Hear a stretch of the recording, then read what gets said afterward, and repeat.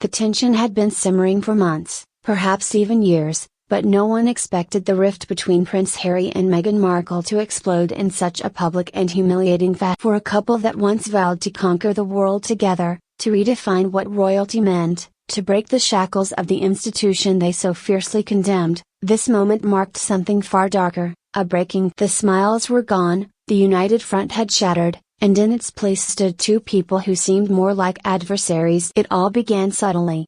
Meghan's silence during key moments when Harry needed her voice. Harry's absence during Meghan's controversial statements that set the British press. Their carefully curated image of solidarity started to fray, thread by thread, until what remained was a web of accusations, cold shoulders, and deafening silences. Sources close to the couple described the atmosphere inside their Montecito mansion as icy, with conversations reduced to clipped sentences, strategic meetings, and discussions filtered through advisors rather than spoken face to face. The breaking point came during a pivotal royal event, one that could have served as a moment of redemption for Harry or a chance for the couple to realign their Instead, Meghan's calculated absence spoke louder than any speech she could have given. When the cameras flashed and the world's eyes turned toward Harry, expecting his wife to be there, she was. For the first time, the prince stood alone, visibly tense, his jaw tight as. Where is Meghan? The tabloids screamed. Why did she refuse to attend? Insiders allege that Meghan made it after months of feeling unsupported, unheard, and strategically sidelined by Harry's advisors and his ongoing ties to royal obligations. She decided not to lend her presence as she was tired of playing the loyal spouse, a source confided. She felt that every time she showed up, the narrative painted her as either the villain pulling the strings or the silent partner complicit in his failure. This time, she wanted to step back and let Harry face the storm he helped create. The result was devastating. Harry faced the press, the public, and his family without the one person he once said he couldn't live. His speeches were stiff, his interactions awkward, and his carefully rehearsed lines faltered as the whispers. Body language experts were quick to analyze his every move, the clenched fists, the forced smiles, the glances over his shoulder as though hoping she never did. What followed was a cascade of media fury. Headlines accused Meghan of betrayal, of abandoning her husband at his most vulnerable hour. But beneath the outrage was a more chilling realization: this was not a one-time misstep. This was the culmination of a pattern, two people slowly retreating into their own corners, fighting their own battles, and refusing to defend each other when the stakes were highest. Harry, sources say, was blindsided. He had expected her to attend, to at least issue a statement of support, but instead he was left fielding questions. He felt humiliated, said one insider. This was supposed to be a show of unity. Instead, it turned into a showcase of division.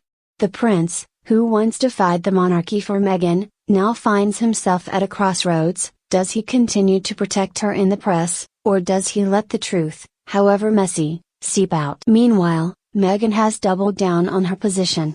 In private conversations, she is said to have accused Harry of failing to protect her reputation, of allowing his lingering loyalty to his royal roots to sabotage their joint ventures. Netflix deals, speaking tours, branding opportunities, all of it, she believes, has been undermined by his inability to fully cut ties with the family that once exiled. He talks about freedom, she reportedly said, but he still acts like their prince, not my partner. The royal family, watching from across the Atlantic, has remained characteristically silent, but courtiers and palace insiders have quietly expressed a sense of grim satisfaction. For years, they were painted as the villains in Meghan and Harry's narrative, cold, uncaring, and resistant to change. Now, as the couple's own foundation cracks, the monarchy's defenders point to this very moment as proof that the chaos was never just about the crown.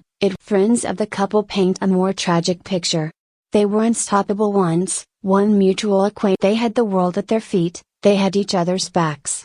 They were this modern fairy tale, the runaway prince and the fearless actress who took on the establishment. But somewhere along the line, that us against the world mentality turned into you against me. Every move became a negotiation, every decision a tug of war.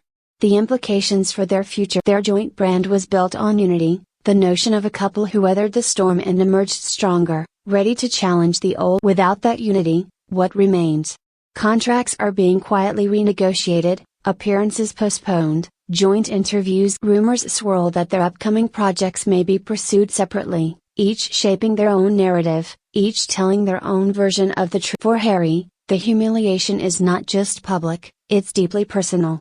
He has sacrificed much: his military affiliations, his royal duties, his family bonds, all for the woman to now stand alone, in the shadow of that sacrifice, is a bitter pill.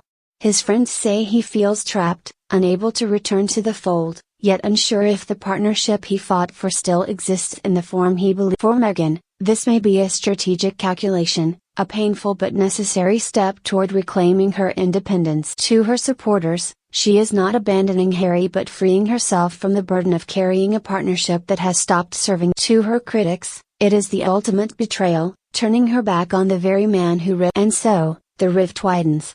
Each day without a public reconciliation deepens the perception of each private disagreement that leaks to the press becomes a headline, a meme, a hashtag. The same public that once celebrated their escape from royal life now watches their implosion with fascination. The final question is whether this breaking point is truly the end, or merely the latest act in an ongoing. Those close to the couple insist that love still exists, that deep down, Harry and Meghan are both fiercely protective of each. But love alone may no longer be enough. Trust has been eroded, patience worn thin, and the global stage has little mercy for a royal romance gone. As one palace insider bluntly put it, they built their brand on being each other's champion. Now, they're each other's cautionary tale. The image of Harry standing alone that day, cameras flashing, shoulders stiff, eyes searching the crowd for a face that never appeared, will haunt the public imagination for years. It is the moment that crystallized what many had long suspected: the fairy tale is over, and in its place stands a Cold War played out under the harshest spotlight. The rift may not have begun with betrayal, but it may well